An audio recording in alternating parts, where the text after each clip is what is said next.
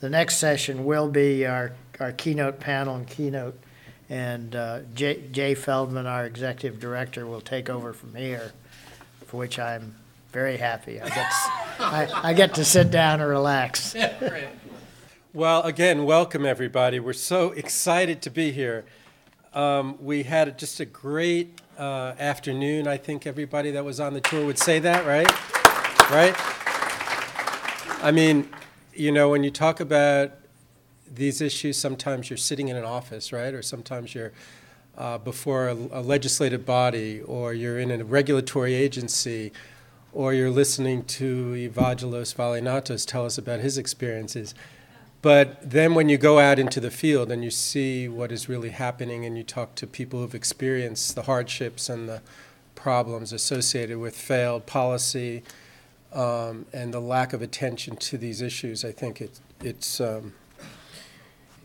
for me anyway, it re-energizes the commitment to what we're doing here and why we're going to spend the next full day and a half or day talking about these issues, not only the problems but the solutions. But we'll get to that tomorrow. Tonight we have an incredible lineup of folks to give us more insights into why we're here and what we're doing, and hopefully we can begin the dialogue that will continue throughout the next day. This is an illustrious panel, guys. This is an incredible panel of insightful and experienced people. Sylvia is going to be the first speaker. Sylvia Wu is a staff attorney with the Center for Food Safety, which is a phenomenal shop. I call it, it's a shop of lawyers and now scientists and activists. Larissa Walker is here as well, and she will be participating throughout the conference in her work on pollinators. But tonight Sylvia has the spotlight because she brings incredible legal talent in all kinds of areas of law that pertain to the work of this conference and the work that many of us in the room are doing on pesticides, on food safety, on genetic engineering, on aquaculture. These are all incredible legal talents that she brings to these issues and has been engaged with our organization on a series of lawsuits, which we'll be talking about in sessions, and you'll probably introduce some of them tonight, that have made incredible headway. The one I think of most, and I expect to be able to report some other successes down the road, but is the agreements that have been won with the Fish and Wildlife Service to remove genetically engineered crops from their lands, from their refuges, working also with a board member of Beyond Pesticides, Paula Dinnerstein, who's in the audience here. Paula, stand up. Yeah, thank you for your work.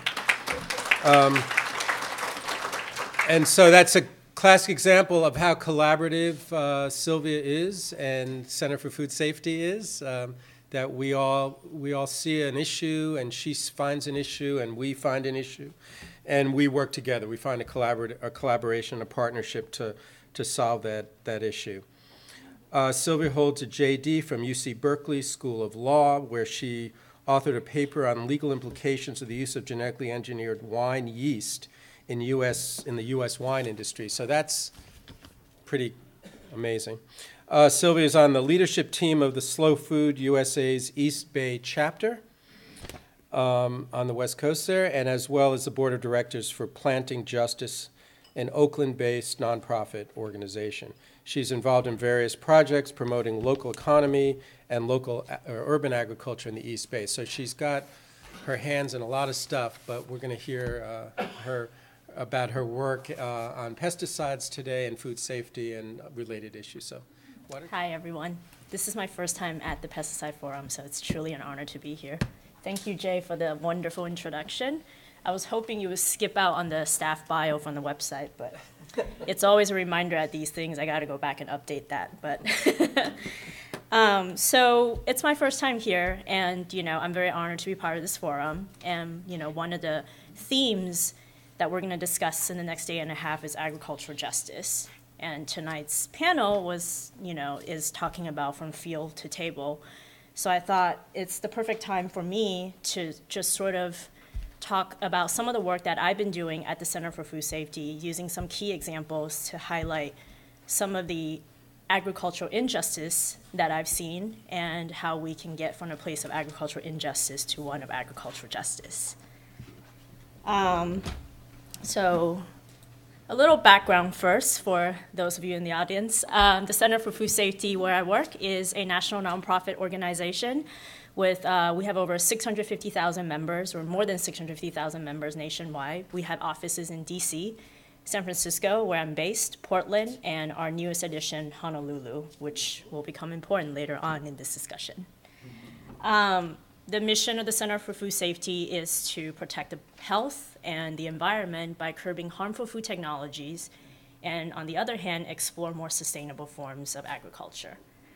I want to focus in on the issue of genetically engineered crops and systemic pesticides tonight during my time with you, as two issues that I've worked on and two issues that I think exemplify this concept of agricultural injustice, if you will.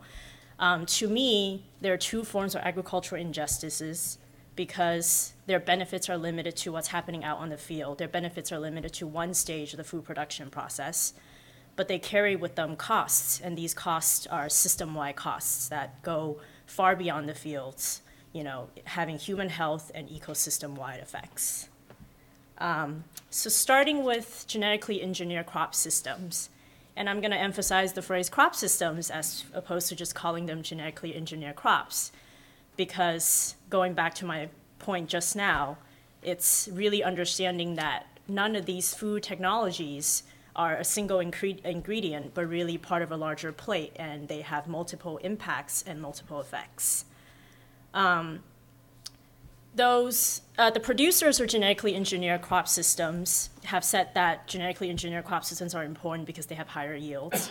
They have argued that they replace or reduce more toxic pesticide use, and they have guaranteed that there's no risk of cross-pollination or contamination.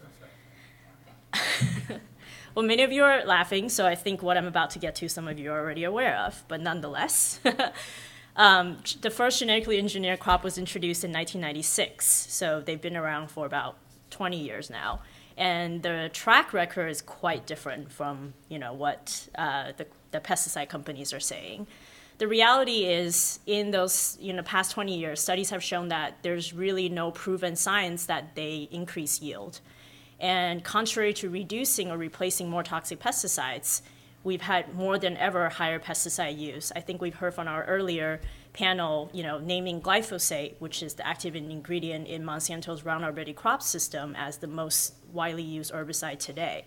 That's a direct result of the introduction of Roundup Ready crops. These pesticide-promoting crops are designed to withstand one pesticide, and as a result, that one single pesticide use surges. What's worse is with that use of that one single pesticide, we are creating super weeds, or weeds that resist, again, the pesticide. And so the end result is just more toxic pesticide being used. The problem is so huge, in fact, that the biotech companies are introducing new generation of GE crops. Many of you, I'm sure, are aware. I'm thinking about Dow's 2,4-D resistant crop and Monsanto's dicamba resistant crop. These crops are designed and are being approved for use to combat the problem of superweeds, therefore breaking their promise that genetically engineered crops will reduce or replace toxic pesticide use. They're just bringing them back to the market. And finally, instead of no contamination, we've had one reported contamination episodes after another, from genetically engineered rice to genetically engineered wheat. And the problem with these contamination episodes is that they harm the farmers. They result in loss of export markets, rejected goods that cost billions of dollars.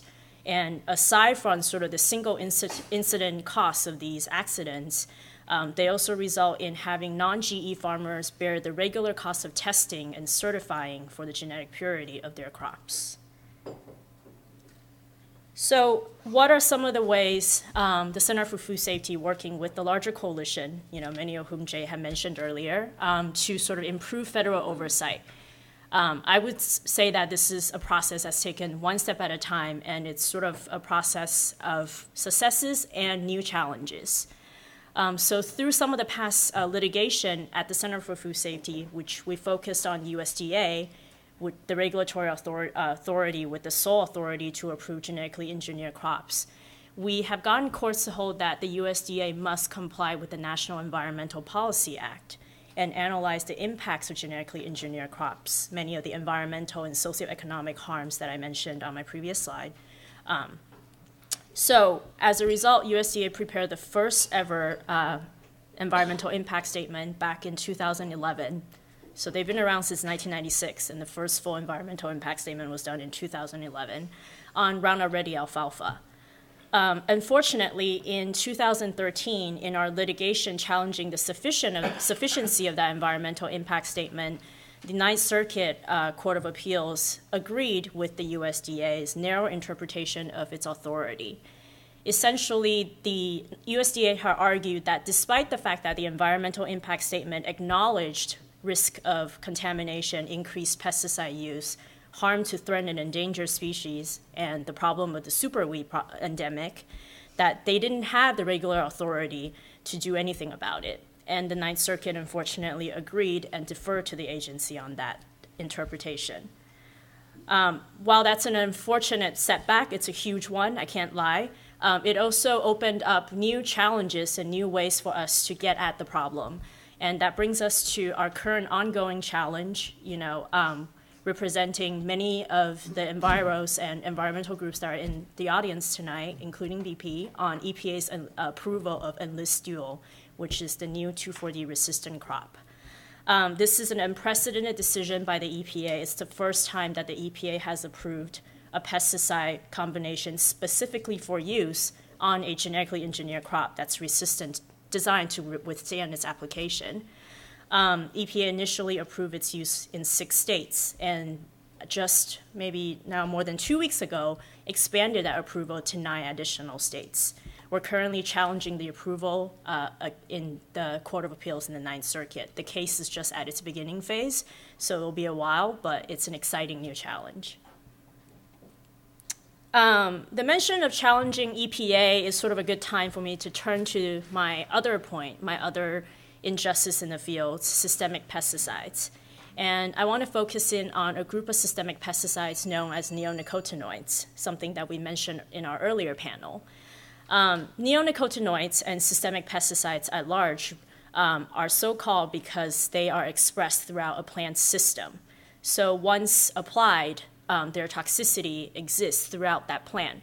And neonicotinoids in particular have been found to damage pollinators, honeybees, wild bees, by damaging their central nervous system. And as a result of sort of the recent study showing harm from neonics to pollinators, there's also new generations of new systemic pesticides that EPA has been approving in the last year, maybe 2 years. These new systemic pesticides don't necessarily share the same mode of action, but they are similarly systemic and expressed throughout the plant, and they've been found to be similarly toxic to honeybees and pollinators. And how do we address some of the problems that we're seeing with neonics through the work that I do at Center for Food Safety and in the larger environmental coalition? Well, the 2 tools we have on our hand are the 2 statutes that come into play in EPA's regulation of pesticides. The first one is the Federal Insecticide, Fungicide, and Rodenticide Act, under which EPA can approve a pesticide only if it finds that the pesticide's use would have no unreasonable adverse effect on the environment. It sounds good, but courts have held that to be a risk-benefit standard. In other words, if EPA can show that there are some benefits of the pesticide's use and the benefits outweigh the risks, then EPA can still go ahead with the approval. As many of the practitioners and activists in the room can guarantee, a relative standard such as that one makes it very hard to challenge certain agency decisions in court. On the other hand, FIFRA also has procedural requirements that EPA has to comply with. For example, EPA must give out public notice and an opportunity for public comment whenever it approves a significant new use of an existing pesticide or a pesticide containing a new active ingredient. EPA must also comply with the Endangered Species Act, which requires that the agency ensure that the use of a pesticide is not likely to jeopardize the continued existence of any threatened or endangered species and their critical habitats. So these are the two statutes that we have used in litigation to try to improve federal oversight of neonicotinoids and their impact on honeybees.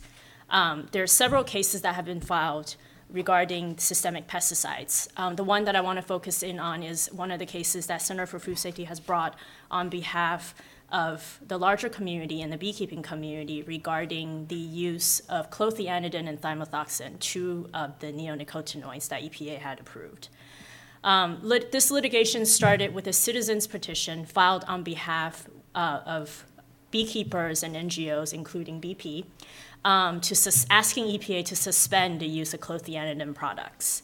When EPA denied the suspension request, we filed a lawsuit a year later in March 2013, challenging the suspension denial, as well as raising some of the procedural defects that EPA failed to follow. For example, EPA did not provide public notice and comment in approving many of the uses. EPA also did not consult with the expert wildlife agencies as required under the Endangered Species Act. After a really lengthy motion to dismiss process, which we survived, the case will hopefully move into merits briefing sometime this summer.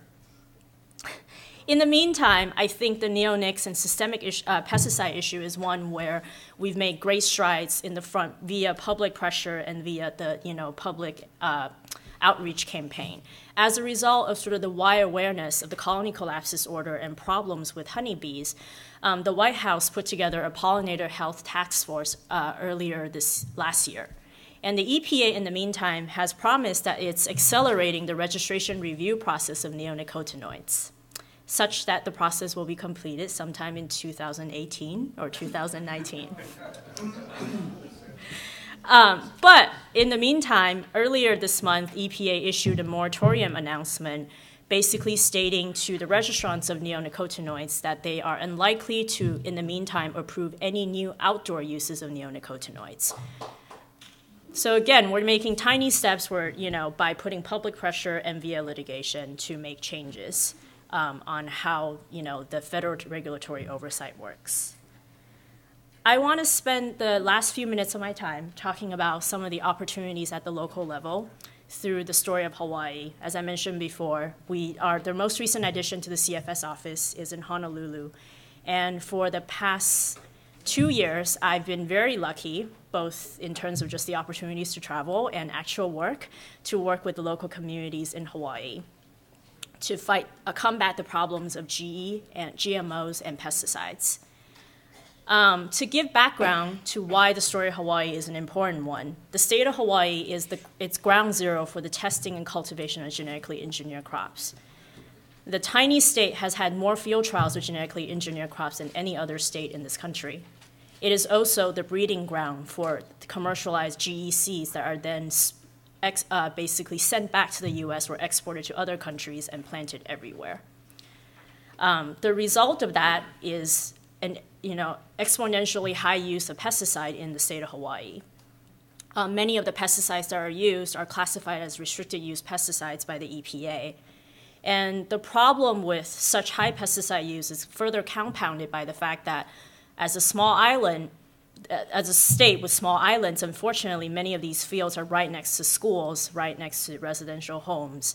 Many of you guys mentioned the toxic tour you went on earlier. I went on one myself the first time I was in Kauai, and the silence was deafening on a part of the island when the rest of the island is tropical and warm and moist and full of sounds. It was just dead on the parts of the island where Syngenta had its test fields. Furthermore, the trade winds of the islands and the nature of the tropical weather makes pesticide drift a really serious problem there, exposing nearby communities to pesticide use. So in the past 2 years, the different islands have fought back.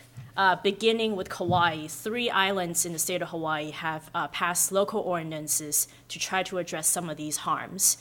The Kauai Island passed a pesticide disclosure and notification bill that really gets at the issue of transparency, imposing also buffer zones where pesticides can't be sprayed near schools and hospitals. Hawaii and Maui followed with basically ordinances targeting the use of GE crops and GE testing. Hawaii banning the use of GE testing and cultivation, and Maui passing a moratorium on the cultivation and testing of GE crops. Naturally, the biotech companies didn't go down easy. They have fought back, challenging all three ordinances in court under preemption, the theory of preemption. Namely, they have said that the local counties do not have the authority to regulate the issue of genetically engineered crops or pesticides because these subjects are already regulated at the state or federal level. So unfortunately, the successes of the counties were sort of taken apart subsequently in court. Beginning with the Kauai litigation, a federal district court in the state in Hawaii held that the pesticide disclosure components were preempted by Hawaii's statewide pesticide law. It also held that the GE reporting components of the Kauai bill to be preempted by Hawaii's various plant pest and plant quarantine statutes. However, there's a silver lining. The same court also held that there was no federal preemption of pesticide disclosure, and and therefore it creates the opportunity for states and localities in localities where there's no state preemption provisions to try to address the local impacts of genetically engineered crops or pesticides. Following up on the Big Island litigation, there evolved a ordinance banning GE testing and GE cultivation. Again, the same federal district court in Hawaii found that the state's pesticide plant statutes preempted preempted local regulation over the GE testing and cultivation. However, the same court also held that there was no federal preemption over regulations of commercialized genetically engineered crops because by definition they're deregulated. They're no longer regulated under federal law. So again, this creates opportunity to regulate commercialized GE crops where there's a void to be filled in the local regulatory framework. So I've raced through literally a lot of the past successes and challenges, and I want to encourage all of you to stay in touch by getting involved, by staying in touch with the organizations and the talks here, and by staying in touch with the Center for Food Safety.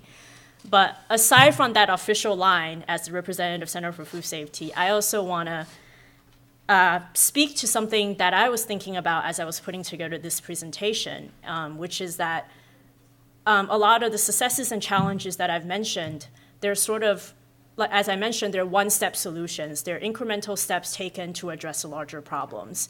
As litigators, we identify a problem, we build a team, and we try to create a solution. But what I want to think about more, and what I'm hoping and I'm looking forward to engaging in the next day and a half, is sort of how do we create the long-term vision, not the one-step solutions, but the long-term vision for more sustainable agriculture.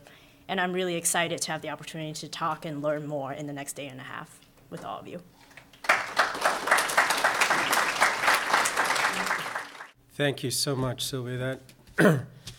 As we put the program together and presented it to Randy, he didn't know you, but I knew he would be impressed, and I hope he will shake his head that starting this conference off with a lawyer of your stature would do the university here, make them feel good about this conference, right?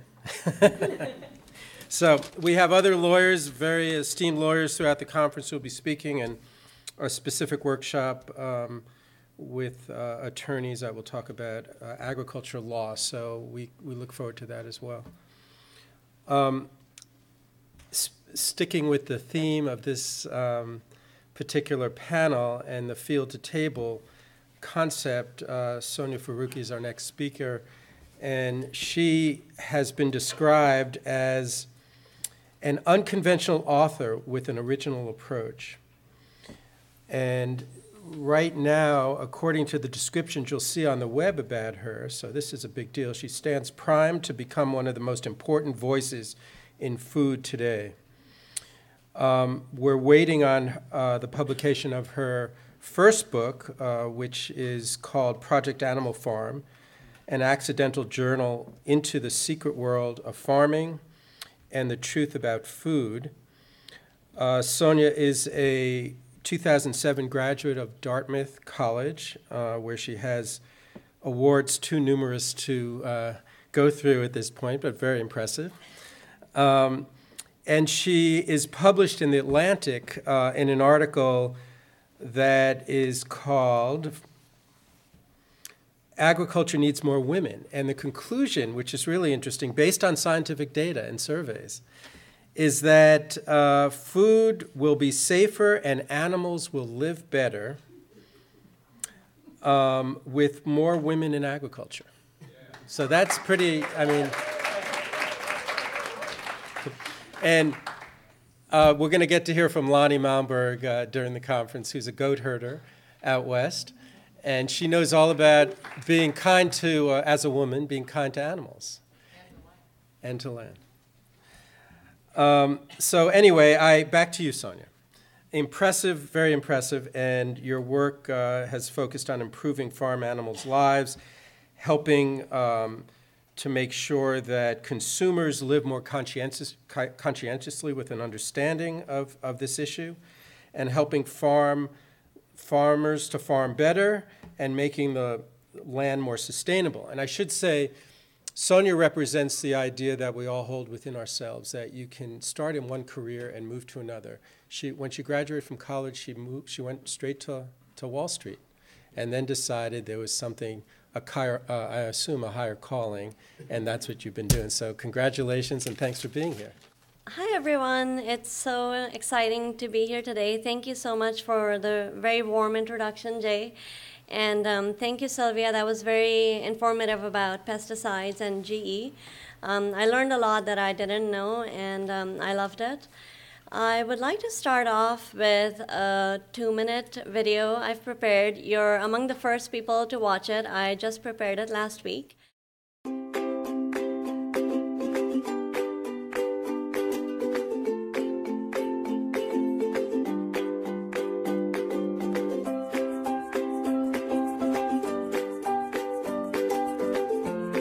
Hi, my name is Sonia Faruqi, and I'm the author of Project Animal Farm, an accidental journey into the secret world of farming and the truth about our food. Let me begin by telling you my story. I went to Dartmouth College, then, like many of my classmates, I worked on Wall Street.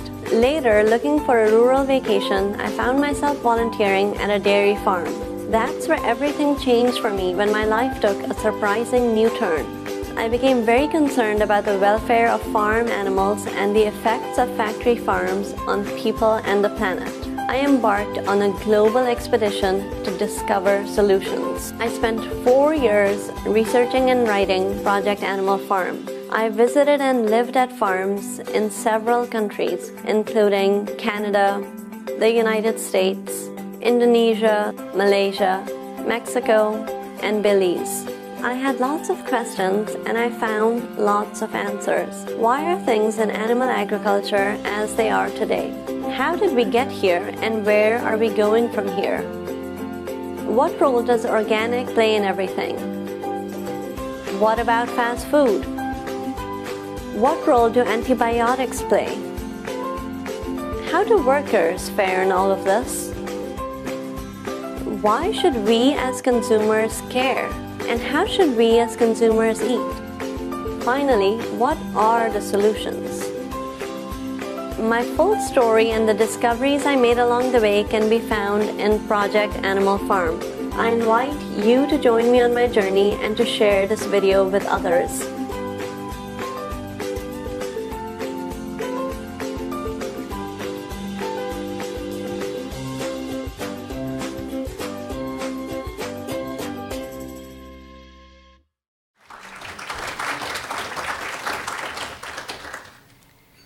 I'm excited to be here in Florida. I live in Toronto, and I love warm weather, and I don't get enough of it. So I'm happy to get some now. So that was a 2-minute story, and I've tried to encapsulate the main points and the main findings that I had in a short talk for today. I'm here to tell you what I saw, what I learned, why it should concern us, and most importantly, what can be done. I went to more than 60 farms in 8 countries. I saw cows, dairy cows, spending their entire lives chained to stalls or else in concrete feedlots. They never stepped out onto pasture, and they ate corn instead of grass. Egg-laying hens today live in cages the size of a microwave. Microwave is about this big, and 95% of egg-laying hens in America live in cages that small, 4 to 5 hens in each cage. I've seen chickens and turkeys as well. Chickens and turkeys today are bred to grow so fast that their legs can't keep up with their bodies. Their legs often collapse, and they also often die of heart attacks. Pregnant pigs today are kept in gestation crates. You might have heard of these. They're crates that are very small. They're about this wide, and that's how wide a pregnant pig is, a sow.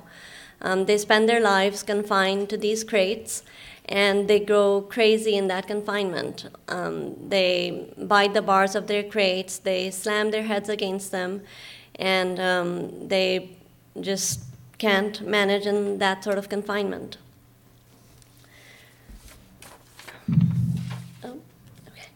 As I went to more and more factory farms everywhere, I noticed that they're dark and very dirty sorts of places where thousands or tens or hundreds of thousands of animals are crammed together in very little space. They're living completely indoors. The first time they see sunlight is often when they're taken on trucks to slaughter. This is how more than 95% of meat, milk, and eggs are produced in the United States and Canada and in many other countries. So the question then is, why should all of this concern us? Why does this even matter? The reason is that we live on a planet of 7 billion people, more than 7 billion people, and tens of billions of farm animals are raised and killed for food every year. Animals feel pain and suffer, and their suffering and pain is important today, especially on the large scale in which agriculture occurs. The current state of farms should concern us because animals in our care deserve better. They are just like the cats and dogs we have at home. Their pigs are just as intelligent as dogs and are treated in a completely different way. The current state of farms should concern us also because of the environment. The factory farms are extremely unsustainable. A single factory farm can generate as much waste as an entire city of people, and that's a really huge amount of waste. Factory farms are the most common pollutant of rivers and streams in the US. They're common pollutants of land, water, and air. Factory farms should concern us also because of the health issues that they pose. Sylvia mentioned the concept of pesticide resistance, and there's a similar concept of antibiotic resistance. On factory farms, antibiotics are often mixed into the feed of animals. So, for instance, every time a chicken eats, the chicken is eating antibiotics with the meal. In pigs, they're often injected into them on a daily basis. More than 70% of antibiotics in the US are used not in people, but in farm animals. And they're very unregulated. Farmers can use as much as they want, and they help the animals grow faster, which means more profits for the factory farms, but at the cost of antibiotic resistance. Now, antibiotic resistance happens when the subtherapeutic use of antibiotics results in strong bacteria that are resistant to it, and that can pose a danger to human health as well as animal health.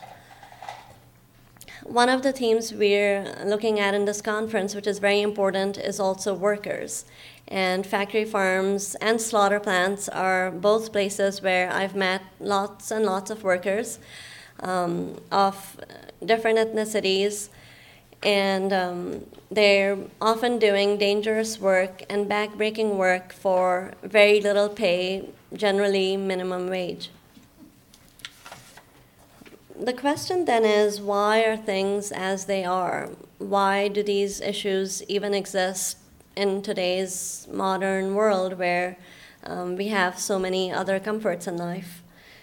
A lot comes down to economic incentives and government policies. The economic incentives to cut costs are very strong. The goal is to maximize production at minimal cost, and every single cent is saved toward that goal. With regard to policies, there are very few policies to protect farm animals today. There are some state policies in certain states, but there's very little federal regulation to protect animals while they are on the farm. This is what creates a race to the bottom. If there's no regulation to protect animals and workers and consumer health and the environment, then corporations will not want to do that because it will make them uncompetitive. So these are the problems, and what are the solutions? I mentioned in the video that solutions can be divided into two categories, producers and consumers. Producers comes down to industry and government, the companies themselves and the government that is supposed to be regulating them. The consumer side means people like us. There are several steps that can be taken by producers.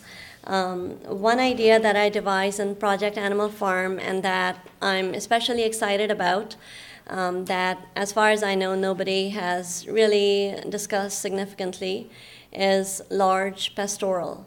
This is as opposed to large industrial. Factory farms are large industrial operations that produce a high quantity of products, a high quantity of meat, milk, and eggs, and a low quality of it. Large pastoral is in the reverse direction. It's still a large farm, but it's pastoral and outdoors, and it produces a high quantity as well as a high quality. There are lots of other solutions as well that can play a very tangible role in improving farms today. One very important step is passing regulations. Europe has done a good job of passing meaningful regulations to protect farm animals. They've banned some of the extreme forms of confinement that are very common in the US and Canada today. For instance, they've banned battery cages for egg-laying hens. So hens in Europe can no longer be crammed into tiny cages. If you do that, then you can be penalized for it by a fine or going to jail. Pregnant pigs in Europe cannot be confined to tiny crates because it's simply inhumane. Another meaningful step would be inspections. I've been on inspections of farms and slaughter plants, and they're completely a rubber stamp process. There's nothing that's being checked, really. It's just ticking everything off, collecting the hundreds of dollars, and then the farm continues on, and then there's an inspection the next year. So it's a process that isn't really playing any role at all today, at least on factory farms and in slaughter. Another area that's important is labeling, making labels more accurate. There are so many labels that are common on food today, like fresh and natural, and various claims are made, but they mean little or nothing often. Another area that I think is important is organic, strengthening organic and making it more meaningful when it comes to farm animal welfare. So far, organic has been very good in terms of artificial chemicals, antibiotics, pesticides, not using those, but it hasn't delved into animal welfare to as significant a degree as it really should. One of the pictures I showed in the video was of an organic dairy farm where everything started for me. I had expected the farm to be pastoral and beautiful, and I had viewed it as a vacation, but it turned out to be quite the opposite. And then I started thinking, if this is an organic farm, what's a regular farm like? And I went from there going to 8 countries. So those are some producer solutions. Another part is consumers. This is a part that affects us and that we can all get directly involved in. Our plate is our most direct connection with our planet. It's our connection with animals, and it's our connection with the environment as well. And in the United States, we eat more than 170 pounds of meat a year. That doesn't include fish, that doesn't include eggs and milk, but 170 pounds of meat a year is a lot. And almost all of this meat is produced in terrible conditions with harsh effects on animals, workers, and the environment. Our dining decisions affect not only our own health, but also the lives of animals and the future of the planet. So I recommend a reduction in meat consumption. It's better for people, it's better for the world in general, and it's a pretty simple and straightforward steps. It's a simple and straightforward step that people can take on a day-to-day basis.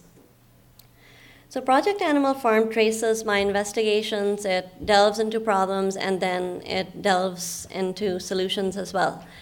And I'm excited to be here with you and to have shared this with you, and I'm looking forward to the rest of the conference as well. Thank you. Thank you, Sonia. That was really, really poignant, I think. And it's great to hear when somebody sort of has an experience that creates an enlightenment and an empowerment. And I think you show people what they can use with the information they collect along the way. The next speaker, Marty Mesh, boy, what can I say about Marty? He has been around organic as long as organic has been around, almost. But I think the reason he's as successful as he is because he's got a great beard and a really warm smile. And I think those two things really help him out. But he started in 1972 doing farm work, and in 1976 started a certified organic farm, the Bellevue Certified Organic Farm in Archer, Florida. And then in 1987, Marty started Florida Organic Growers and Consumers at that time. Is it still called and Consumers? Yeah, okay, good. And then in 1995, FOG developed a certification agency called Quality Certification Services, which is accredited as an organic certification agency that is the largest on the East Coast, as I understand it. But critical to this conference, Marty is a part of an effort that we heard about last year, actually at our conference, called the Agricultural Justice Project, which is a really important effort to bring human rights and dignity as a rewarded concept in food production, operating alongside a commitment to protection of natural resources. So in that context, the organization, the project is working to enhance social and environmental justice in agriculture through a food justice certification program, and which would allow producers that qualify to label their products. But going back to my first point about how popular Marty is, he was named one of the top 25 people who have most influenced the organic industry by some of his friends. The Natural Food Merchandiser magazine. So, no, that's a serious honor, Marty, it really is. And then the Organic Trade Association gave Marty the Growing Organic Award. So, a real honor to have you here and to have your help in putting this conference together. So, give him a warm welcome, please. Thanks, it's a pleasure to be here. Clearly, I just came back from Washington, D.C. I flew into Orlando last night, and so hearing about bad policy, the hijacking policy, a lot of the things that were just discussed by the previous two speakers, I was making notes as they were speaking. But I wanted to tell you, at least for me, a personal story, how I got into it. And I got into growing organically. I really started in 1972, and that's when I started farming. And what triggered that was being a farm worker. and spraying apples. And the day that I was spraying apples, I was hungry, and I was going, man, I got to take a break and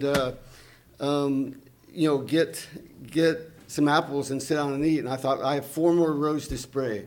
My stomach was growling. 3 more rows to spray. My stomach was growling. I wanted to stop and eat and get a snack. I was about to pass out on the tractor on the sprayer. 2 more rows to spray. 1 more row to spray. I just said, man, I'm just going to finish it. I finished it. I turned off the tractor, and I didn't hear a thing. There was nothing. And I realized there's not another living thing in this whole apple orchard because I think I've killed every single thing. No birds, no bugs, no insects, nothing. It was dead quiet. And I said, but anyway, I've got to sit under a tree and eat some apples and get some food in my stomach. And I realized I just put poison on every single apple in this whole orchard. And so the light bulb went off. I was 18 years old. I said, I'll never do this again. There's got to be a better way for the sake of the environment, for the sake of the person that's eating the apples, and for the sake of the people that are growing the apples. So that's how I got into organic. I started growing a little bit when I got back to this country in 1973, and as Jay said, on a larger scale in 76, we started Bellevue Gardens Organic Farm. And then FOG, Florida Organic Growers, is how we operate. We do research, education, advocacy, social justice issues, education of farmers, consumers, and if we have time about football on a trailer, that was part of the consumer stuff. We work on a global, even, but also a state and national and local levels as well in looking at improving local food systems. So in honor of in the Toxic Tour today, I'll tell you a little Lake Apopka story. And that is, in about 1985, I was selling watermelons, and my job was really not to sell watermelons at a farmer's market, but to get semis to come back to our farm to load trucks to get them down the road. So the guy comes in, he goes, how much are your watermelons? I go, $3, and he goes, $3? I can get them for $2 down in Lake Apopka. And I go, these are organic. Here, cut it open. He goes, oh man, they're delicious. I go, you're doggone right, man. Come on, let me load your truck and we'll get you on the road. He goes, I can get them for $2 down in Lake Apopka. And I go, please. I mean, we have a lot of watermelons. They need a home, and I'll have you loaded within an hour and a half. It's going to take you an hour and 45 minutes to get to Lake Apopka. They're going to take time to load you. An hour and 45 minutes to get back up to Gainesville. Come on, I'll have you loaded. I'll have you out of here. He goes, no, I think I'm going to go down to Lake Apopka. They're cheaper down there. $2 a watermelon down there. I go, come on, please. And so he said, no, it really pissed me off. He left, and I was furious. I was just devastated because he was saying, man, it's really good watermelons. 4 years later, I was doing a training in Orlando of people. I get to Orlando, to the motel a little bit earlier, where the state departments of agriculture were meeting. I pick up the Orlando Sentinel paper, and it says, current cost of Lake Apopka cleanup, $128 million and rising. And I go, my $3 watermelon doesn't seem so damn expensive now, does it? And and that $128 million in about 1989 is now, the last figure I saw was $178 million, and that was many years ago. That doesn't include all the health consequences that we became aware of today. That was just the cost of the cleanup of the lake and the cleanup of the people and the cleanup of the damage to culture and society and community is externalized as well. So Jay, one of the things that Jay kind of put me into in this lineup was, was growing organic, the challenges of growing organic since I became committed to growing organic. And I would suggest that some of the challenges are, when I started farming organically, I thought there's nothing that happens in Washington, D.C. that affects what we do on our farm. We are so far out on the fringe, and we kind of were.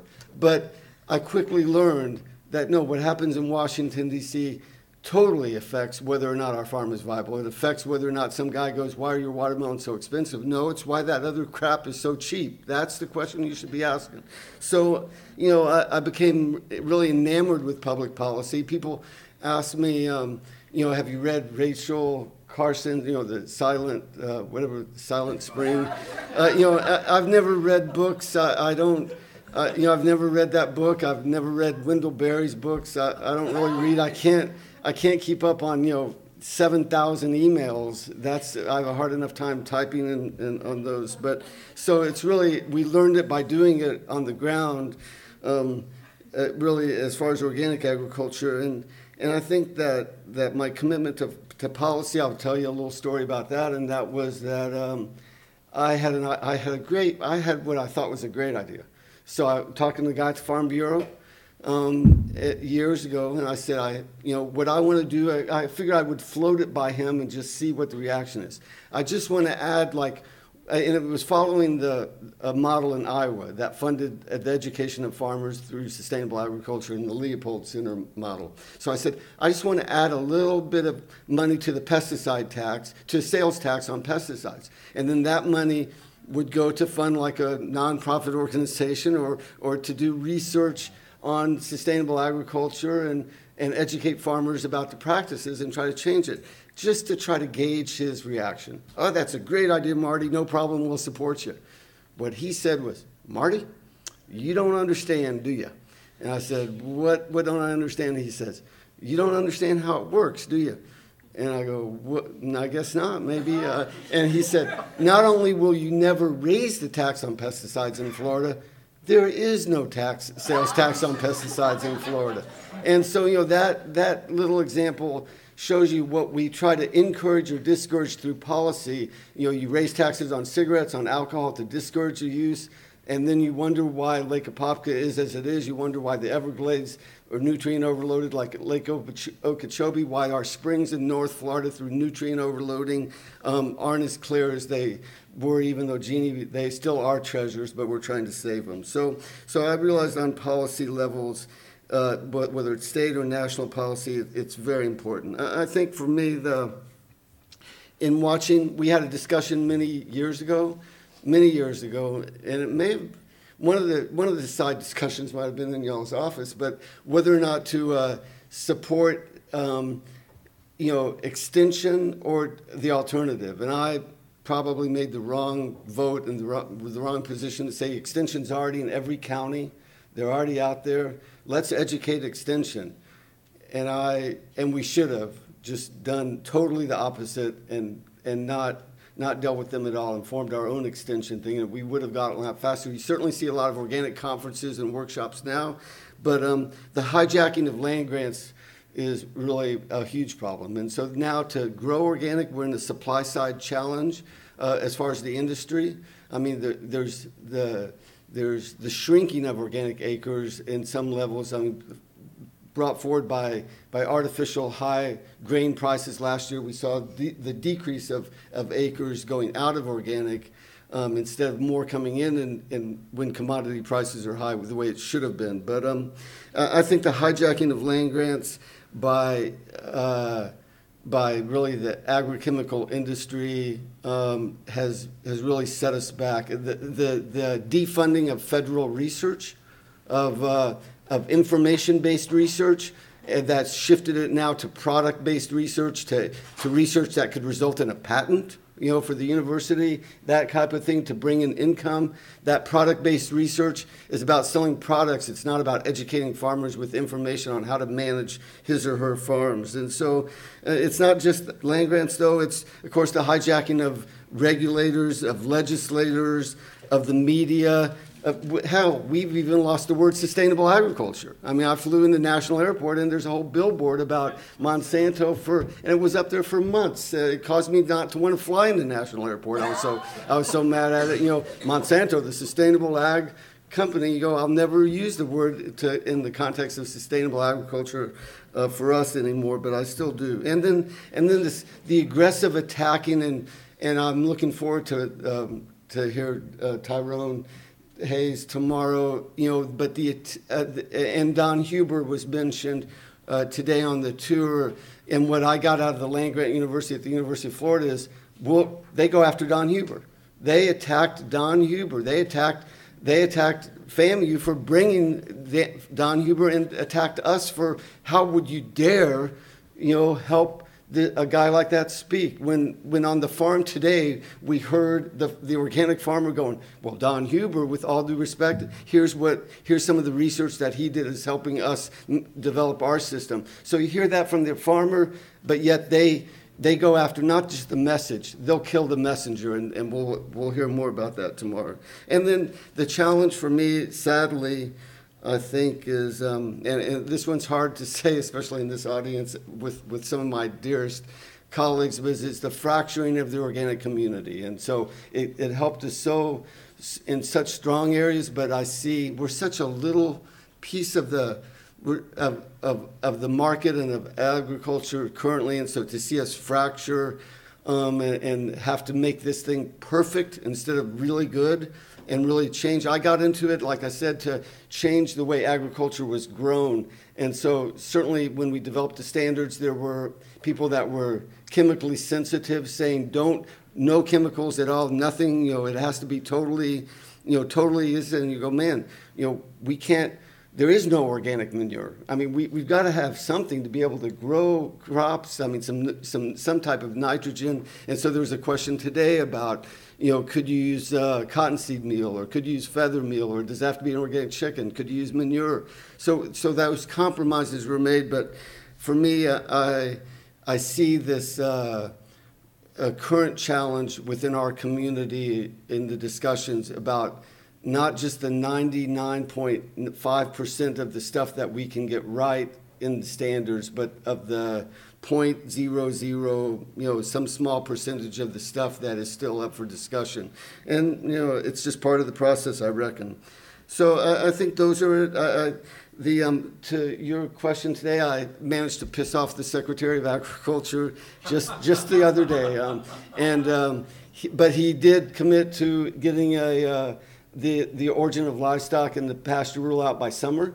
And I think I don't know if his staff might be kicking back, but and we went to the White House and we had meetings to talk about the failure to develop final rules and get them out of, it shouldn't take 10, 12 years to get these rules out of the administration when we already had final recommendations. And so I think that those are some of it. I want to touch on social justice as well. When we started our farm, for years, everybody got paid the same, because you know what? Day laborers, if they weren't there getting watermelons out of the field, it didn't matter whether I owned the farm. Nothing was happening. They played just as vital role. Everybody played just as vital role on our farm as anybody else. And so we all got paid the same. And so then when the National Organic Program standards came, there was a huge fight about the word biodiversity, and Jay, I'm sure, remembers it. And then, of course, we said, well, wait, what about social justice? And they looked, and their message to us was, I'm sorry, we gave you guys biodiversity, which is in the regulation. Social justice, not now, not ever. We're not going there. And there's OSHA, there's other things. We're not going there. So that's when we decided to develop a market-based. Said we'll do this in the marketplace. Maybe that's what it is. And my colleagues, Consumers Union was certainly one who said, get it right. And if you get it right to where the money's actually going to where you guys are saying it's going, where it has a strong verification process, we believe our members would support it. And the same thing with many of the Center for Food Safety conversations, or conversation with Jay, or many of Food and Water Watch, many of the nonprofit organizations that we have a great deal of respect for, said, you guys go ahead, do it. It took us a long time to do it, but we're happy to have gotten it out. And so it's because the failure of the National Organic Program to include social justice in standards is the reason why we had to do it. And as we saw today and we heard today, sadly, you don't need to ask a question. But our thinking was that it's hard to pay a farm worker a living wage if a farmer's not receiving a fair price. So we're all intertwined in this system together, and you can't pit farmers against farm workers, and you can't pit farmers against the buyers. It all has to be some type of relationship for the common good, for the survival of everybody. So we have really good standards. We develop standards. Leah will do a session tomorrow, although you're doing it right up against the organic one. We developed standards on interns because we saw a lot of what I consider abuse of interns. It's not a learning opportunity. It's taking advantage of young kids that wanted to learn and be on farms. So that part is there. With the last one, I think, for me was developing media, to educate consumers. And so I would just play a trailer because your little trailer inspired me to say to Jay, can we do this? We've been draining down our freshwater resources, all across the planet at an absolutely unsustainable rate. They say in Iowa that a half of the topsoil is gone since it's been settled, and that same topsoil has taken a millennia to be built up. People don't like to admit this, but it's cheaper to extract and exploit than it is to renew and regenerate.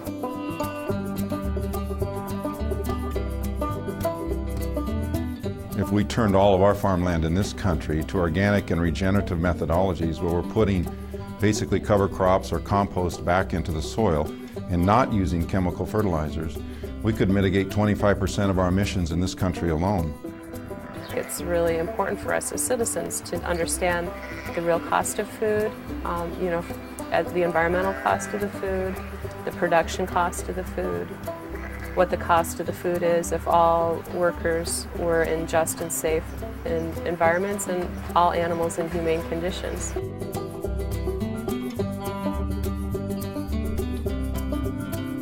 What's at stake is this silk cloth of the organic dairy industry. They don't want what you grow, even if the people want to eat it. They only want what they want to market. I've almost lost this farm very close. I've almost lost it twice in the last 20 years.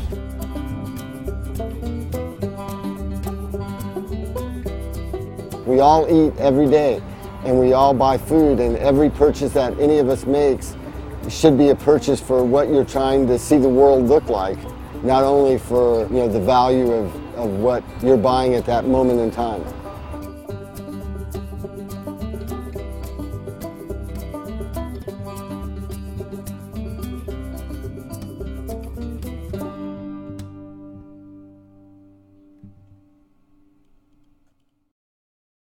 But and then we have a little video that is called Hungry for Justice, and that's on the FOG website as well. Or if you do a search for Hungry for Justice Spotlight on the South, that's kind of to educate people about the. It is .com. Huh?